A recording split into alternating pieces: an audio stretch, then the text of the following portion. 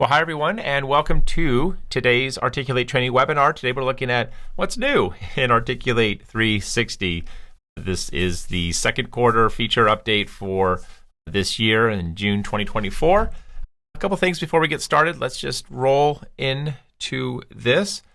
This resource page that I have right here will be sent out to you. I believe it'll go out tomorrow, maybe 2 days. I forget if we have it set to 1 day or 2 days, but Alyssa, who's helping me out today, she can certainly drop the link in for you now, so you don't have to wait for it. But you will have to wait for the recording because we haven't finished the session yet. So I'll drop the recording in here a little later this afternoon. Today's session. Oh, this is me. I'm with Articulate. You can see some info here on the slide where if you want to contact me, whether that's email, LinkedIn, or X. Still sounds funny to say that, but let's see what we're going to cover here today. I realized when I put this together, I was thinking we were doing this in GoToWebinar. So this last one with audio or video problems, you probably won't have those here for some reason, and we don't see it happen. We don't see it happen in Zoom, but we do see it occasionally in our weekly trainings in GoToWebinar. But if that happens, just refresh the browser. That tends to reset it, at least for the other tools we use. Like I say, I may have Alyssa's helping me out here in the back channel, so she's here to help answer your questions. I don't know if we have a second person helping me. I don't think so, but we'll try to do our best to get your questions answered. There's a lot of folks here today. If for any reason we don't get to your questions, we'll just please follow up with us in the forums, and we'll certainly meet you there. And then we do have that resource page that I'm looking at right here, which is the page that will get sent out to you after today's session. All right, so we're just going to look at some updates in Storyline, Rise, Reach, and just kind of summarize everything and where you can learn more info for either practicing. We have some weekly challenges that tie into some of these new features, and also some resources and user guides that'll also help support these sessions. All right, so with that, I'm just going to jump out of here for a moment. I'm going to get into Storyline, and let's take a look at this first option, long awaited. Very, very popular, very helpful option for now customizing not only the location of your closed captions, but also for coloring those closed captions. So what do I mean by that? Well, let's jump to the next slide. Got a video here on the slide. Captions have already been created. Now, if you've never worked with Storyline or you never worked with the closed captions, once you add a video, if the video has audio, or you could actually do it with audio only, but if your video has an audio track to it, you'd select the video and then come up here to the top for push the wrong shortcut key there. There you go. For the Options tab, and then that's going to bring open your option for editing captions, or you could create the captions for your video. So I have captions already created here. They're spaced out. They're brilliant. They've been edited. But what I want to do is kind of look at the placement of these captions. I guess I'm just pulling this open, right? So you can see the captions that have already been created. So I'm just going to close out of here. But if I preview this, or if I were to view this, I may see that the captions are in a place that either cover up potentially part of the content. So if I preview the slide real quick, let's just see where they are. I may have moved them already. Maybe I haven't. I'll play the video. There we go. And let's pull open the captions.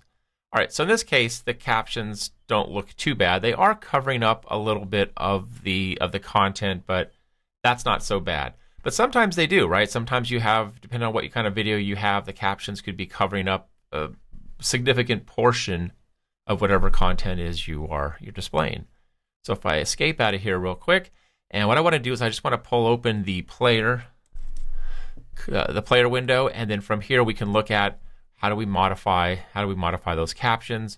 We'll find these here under the colors and effects. So right up here in the colors and effects, and then we have the position of our captions. So let's first turn these captions on just so we can see them, and we have that right down here for the closed captions. This is where they're going to appear.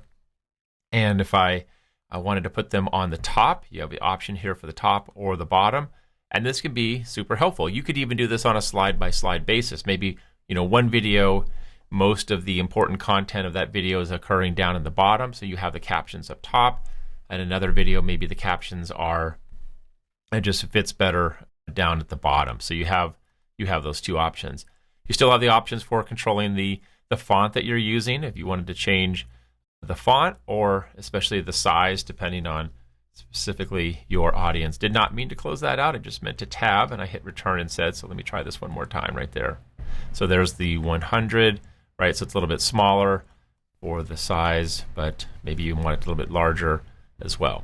Now, while we're in here, we can also customize the color of the captions.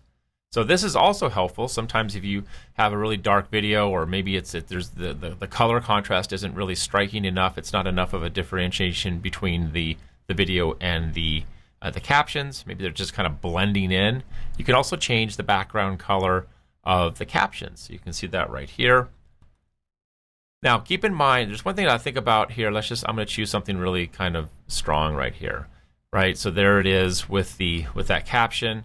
And then you will want to adjust any opacity, right? So if you wanted a little bit of opacity to appear, there is a drop shadow here. This is what I wanted to call your attention to. So there's a drop shadow on the text. So depending on the color you use and the amount of transparency, you may have some readability issues. So you're going to want to play with that. Look at that. So that the darker colors obviously are working well, and that certainly is working, but just keep in mind that there is that little shadow, and if you have that color a little bit too light, then you're going to really want to also work with the color of your text to control that. So you can control the colors, you can control the background color of your, just come back right here, and then we'd probably go back something lighter, right, of your text, and you can see that that is now updated. So keep in mind that color contrast ratios are going to be important. So if you are choosing your colors, you could use one of the free color contrast checkers online just to make sure things are going to be readable and you aren't doing more harm than good with customizing those colors. But long-awaited feature. This is going to be a big help for a lot of folks, especially who are working with a lot of video. And again, just depending on where that video content really resides on the slide, maybe you want to have the captions on the top. All right, I'm going to close out of there. Let's look at our next big update here in Storyline, and that is custom markers. So we have the ability to update the size of our markers. Now, this has always been a really great sort of workaround hack that I've shared in the webinars, where you could kind of simulate larger markers, but now we don't have to go through all that. I'll have to update those sessions. But we essentially have two ways of working with the size to change that. So let's just look up here. We'll go to Insert and bring in a marker. And I saw a few folks already mention that they don't use Storyline. That's okay. We're going to get out of Storyline here. We'll be in Rise pretty soon. It just really, these sessions are designed to kind of cover the big picture overview of what's been released over the past couple months. And so you might not use Storyline, which is fair, but you probably are using a very similar interaction in Rise for creating labeled graphics, right? So that's essentially what we're doing here, where we have an image or a background graphic, and we're dropping these interactive markers over an image. So that's a label graphic interaction in Rise. And it really kind of works the same here in Storyline. You add your title and you add your description. Now, when I have these markers, the default size being about 28, I think it's 28 by 28 pixels. A lot of times that's just too small for what you're seeing. So we have a couple ways. First way is to drag it. So far I'm kind of working with this way the most often, just because it's a little bit easier, I think, to see the handle and drag it. But once I've already dragged one of these, right, maybe I want to lock in that size. So if you look up here at the top right corner of the size and position, you can see right now that this is 118 pixels by 118. So if I were trying to really establish a marker, I could maybe say it's 100, and then I would just kind of dial that in each time. Now, can we set these as default markers? Well, let's right click and then choose Set as Default Marker. And then what happens the next time we insert a new marker? Insert marker, doesn't matter which one, it's not the same. So that's why the size and position is going to be super helpful. So you can lock that in and make sure you have that same size dialed in. Okay, but that's a really big help. Probably would use the markers size really just to make sure everything was consistent. One thing you could also do, just from a production perspective, if you're trying to work a little bit faster, just duplicate the marker. You get it set up a certain way you like, Control D, and now you have another one, and you can make that super quick. But again, if you are just getting started in e-learning, whether you're using Rise or Storyline, this interaction right here, label graphics, perhaps one of the best, most common, easiest to create interactions you can do in e-learning. So again, if you're looking to Rise, if you're in Rise, check out the label graphic interaction. If you're in Storyline, really everything is just set up by a single background image. This is just a custom image, but maybe you have a chart or a graph or something. Drop that on the slide, lock that layer, and then just add your interactive markers. Great Explore type interaction, and one of the fastest interactions you can create. All right, last example here in Storyline before we jump into Rise, and that is the new JavaScript console preview. So previously, and again, I'm not a JavaScript person, but I'm someone who I'm pretty good at copying and pasting. So if I needed some JavaScript, I could copy the script, drop it in, and then kind of make a few changes based on what I'm seeing to make it work. But even if you're like me, who really doesn't know JavaScript, or you are someone who works extensively in JavaScript, and I know we have a lot of advanced users who do that, the challenge for you was, or all of us, would be that if you wanted to test your JavaScript, you'd have to publish your course, whether you're publishing it to review or publishing the course, and that can take some time, right? So whether you're publishing to web or review or wherever, you still had to render at least the course or the slide that you were working on.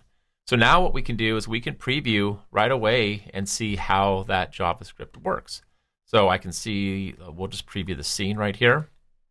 So you have this new inspect button up here on the tab. You can see that right here. Oh, I keep clicking my wrong shortcut. I'm on a different keyboard today. I tried the external keyboard, not the laptop keyboard. There we go, and you can pull the inspect open, and we can see right here that I have an error for my syntax. So that tells me there is an issue that I would want to go in and look at. So if I pop this open real quick, maybe you start right here with the elements, and you could go to console, and then you can see that there's a syntax error there, and then you can look for the specific trigger or JavaScript that you're working on, but you now have access to the console that you otherwise didn't have unless you published your course. So that should be a big production help for anyone working in JavaScript. Okay, so with that, I'm going to jump into Rise here. I just realized, so give me a second here. This is just the preview version. So, all right, I think I've unpaused. Yep, should be unpaused. Okay, good. Sorry about that. All right, so let me just pull this open. I think I can do some of this here directly in Rise. I just have to go to my Rise session. So we have a couple big updates to Rise blocks, which would be the list blocks as well as the quote blocks. But we now have the option to control a lot more of the formatting and the padding and the size and the width of these lists in Rise. And this is a big one right here. So what I want to do is I'm just going to insert a list block. So we have 3 list blocks if you've worked in Rise before. The number, the checkbox, and the bullet. I'll just bring one of these in here real quick. And so right here, this looks really, really great.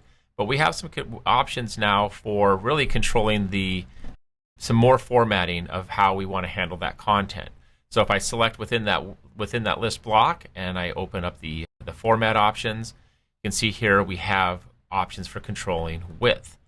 So I can make it smaller, medium, and then wider. Now, depending on the block type you have, sometimes these blocks weren't aligning with the other block types. And so now you have that full control. So large probably doesn't make sense right here for this example. But in some image blocks, let's bring in just a default image, for example. So if you're just doing the image centered, right, maybe you want to use that width because this is what it would normally look like. So depending on what block you're using and how you're setting them up, you might want to control the list. Now, my personal favorite here, one thing that's always been sort of a wish for me would be to control this bullet indent, how close the bullet is to the text. So we can make it tighter with the text. We can, with the medium as the default, or we could make it farther away. I don't really, in most cases, like it farther away, because I want that gestalt. I want that close bullet to the text. I want to be able to know which bullet is tied to it. I don't want to have to look over. So I might use small in some cases. Now, it also depends on the list size too, right? So the bullet list, absolutely like that a lot tighter. If I pull this back to, I think the default, the medium, just felt way too far away because that size of the bullet was so small, right?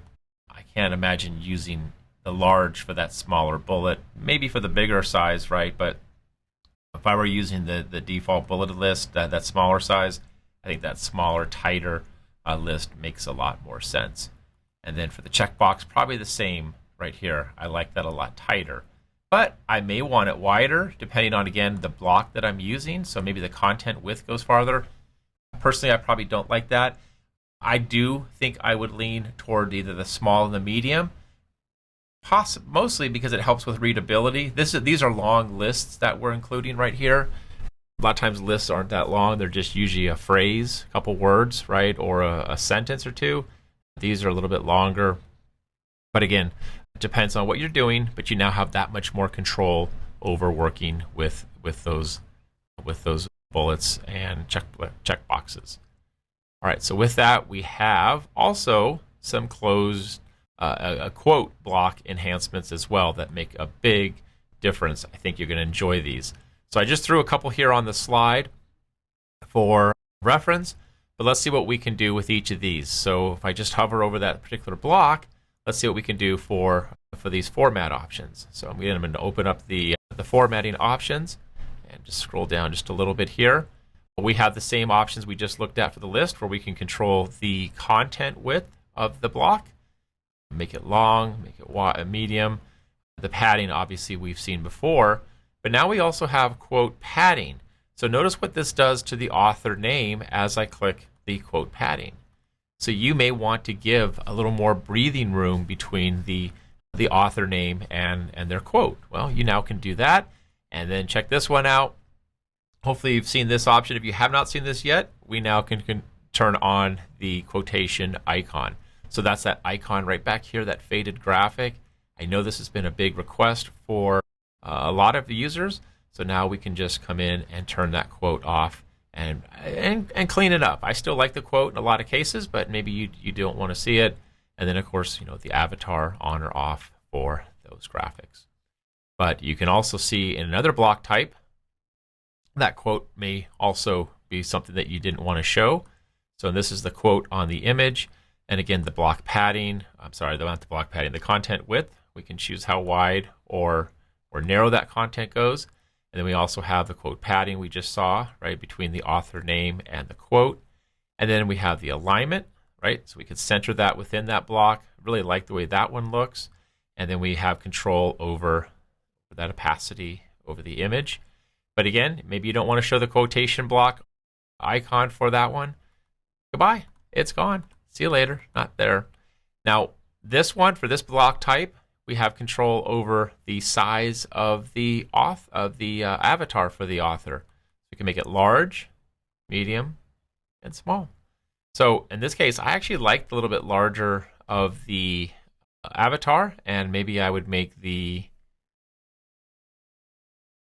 content width medium, right? So that blends that out, and then we probably need to dial this opacity in just a little bit more. So you have a lot more control for how the avatar is displayed, the entire quote, and whether or not you want to show that quote icon. You can toggle that on and off. All right, one more right here for the quote carousel.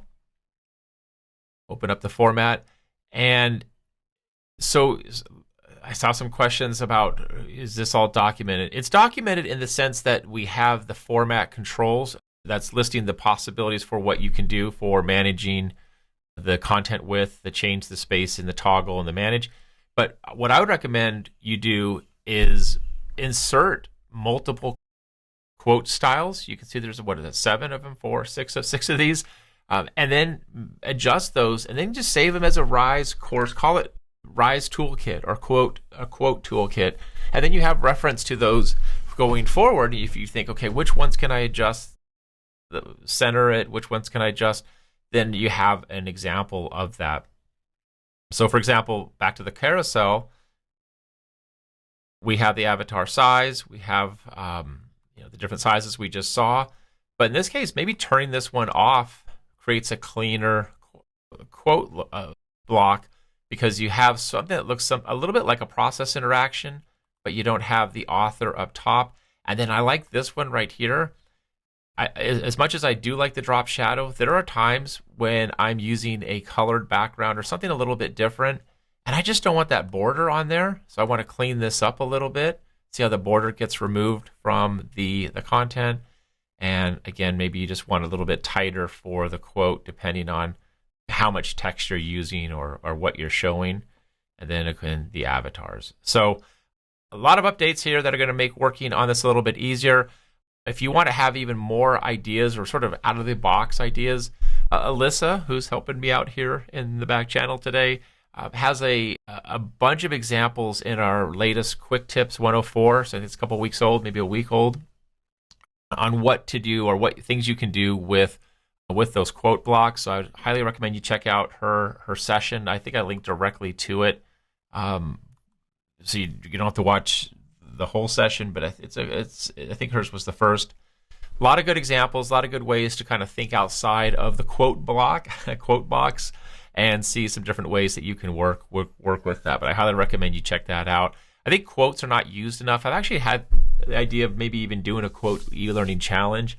It's really how can you work quotes into courses? We see them in Rise a little bit. We never see them in Storyline, but yet quotes are a powerful way to lend authenticity to experts or those doing the work, those making, creating the content, or the ones out there in the field. That's also a nice way to kind of celebrate their contributions. So kind of into quotes lately.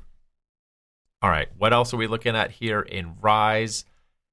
One last thing here. This just dropped, I believe, a week ago. And it's been something that we've been playing with for a while, sort of behind the scenes for us at Articulate. But I think this just came out, and that is we can now drag and drop courses to better organize the courses within our dashboard. So I'm going to pop out here to my dashboard real quick. You have to, if you own the content, right? It has to be a course, a content piece that you have. You can then select these, one by one and move them and drag them, and you can see I can just drag these into different folders. There it is. Or we could just drag a selection around multiple courses. Again, you have to have ownership of these. They can't be other team members' courses, but you can quickly select as many as you like and then drag them into other folders. And then if I come into my quick tips, there's all of my content right there. That is so much easier. I mean, obviously the folders made organizing content easier, but after working in Rise for 6 months, year, 5 years, 6 years, you're going to get a lot of content in there, and being able to drag those folders around is super helpful. Now, you can also drag the folders themselves. So I could take this quick tips maybe here, and I want to drop that under my compliance courses. Now everything is nested nicely there. This is going to be a big help for, I think, for you to organize your content. And of course, I don't know how many pages I have of content, but you could always search for the content also to get in there real quick. I think that's going to make a big difference, and certainly nice to see the drag and drop option for the content. All right, so lastly, let's take a look at some updates that we've released for Reach 360. Real quick, I'm kind of curious. I know there's a lot of people here. Alyssa's probably going to get upset with me, but could you let me know in the chat panel for how many of you are actually using Reach? And if you are using it, what are you using it for? How are you using it? Are you using it alongside another LMS, or are you using it exclusively? But just curious what you're doing with Reach. But Reach is our frictionless LMS, and I want to show you a couple updates that we've recently added.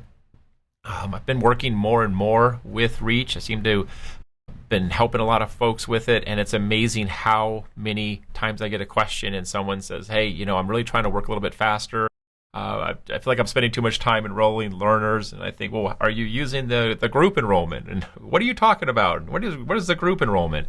Well, there's a lot of updates that we're dropping for Reach. So if you are using this, please keep an eye on the version history as well as the user guide. So the one that just came up recently is some folks were working with Reach, but they were going in one by one and assigning learners to learning paths. Well, what you can do now is you can actually assign an entire group to a course or a learning path. So I'm up here in the Manage tab. There's that wrong keyboard again. There we go, keyboard shortcut. And I just want to open up a specific group. Let's just say compliance.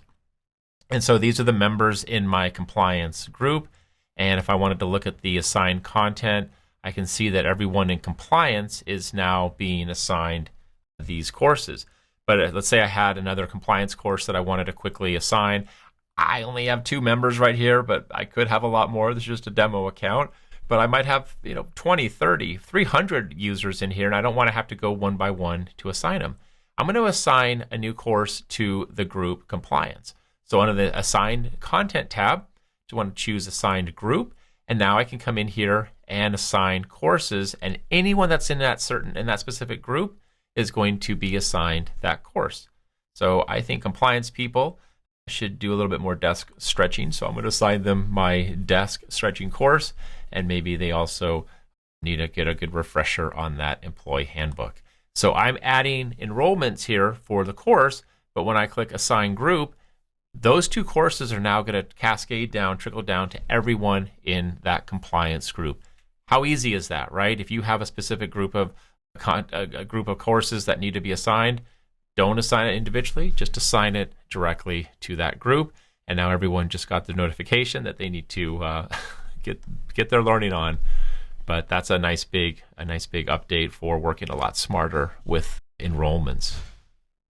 Okay, so let's also look at another update, and that is the registration page, the self-registration page for that. If you're using it, you send it out to learners, you can now customize that text on that learner page. So I'm going to go back to Manage real quick, so that you have a more cohesive messaging or brand experience for your learners.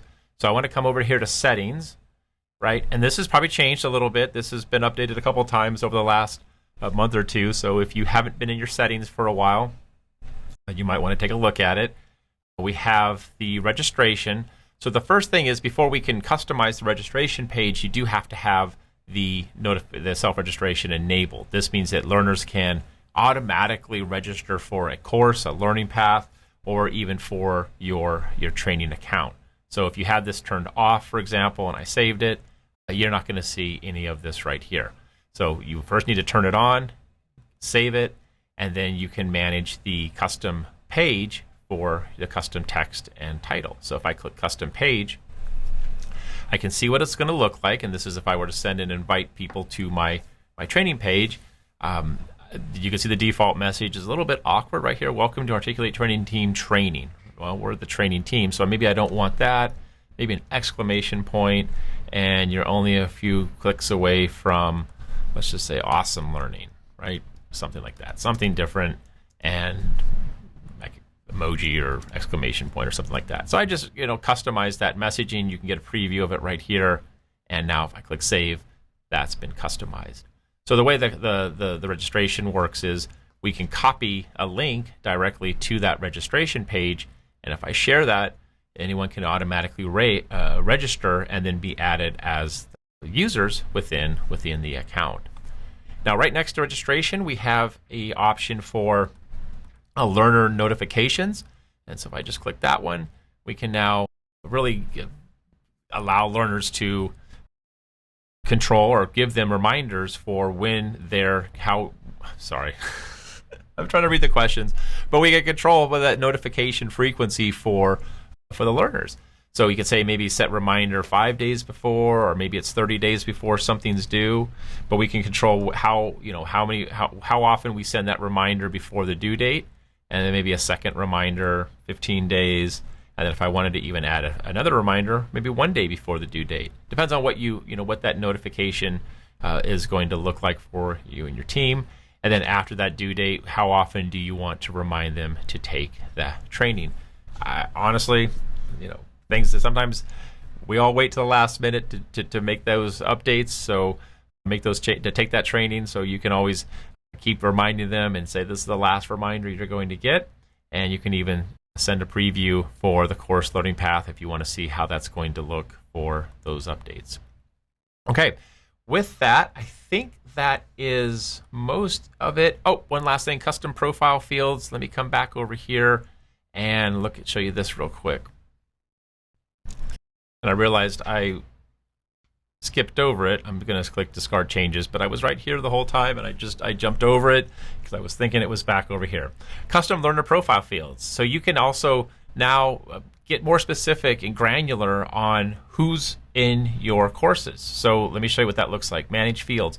We can add text or drop-down lists, so we can collect more detailed information or supplemental information from our learners, like job title, learning preferences. Maybe they prefer longer courses, shorter courses, video-based courses, the department that they're in. But you can add these to their profile fields. So we just click New, and you have an option of a text or a drop-down. Maybe career development would be an example. Career development or career goals, I guess. And then if you wanted to add a description, you can click Create, and then this will now appear on their learner profile when they register for the courses. So really super helpful way for you to get a little bit more info about your learners. All right, well, that's really it. A little shorter session today, just a big picture overview of updates. Let me just come back into the resource page here for today's session. We'll send out a recording, and this link, the follow-up email will include the link to this resource page, so you have the resources.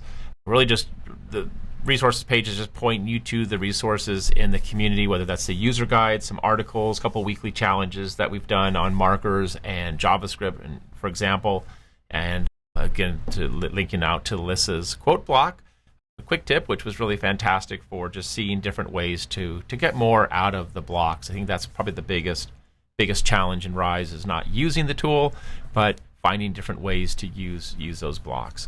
Hope you enjoy these. If you have any feedback or you are using any of these, drop us a note in the community. Be really curious. I know there's a lot of different folks here on the call. I mean, not everyone's a Storyline user, not everyone's a Rise, but hopefully gives you a little insight into what the tools are doing, and maybe it inspires you to maybe pick up one of those other tools that you're not using and give them a try.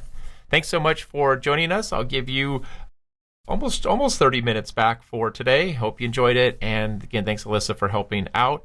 And hope to see you all again soon in another Articulate training webinar. Enjoy the rest of your day. Bye.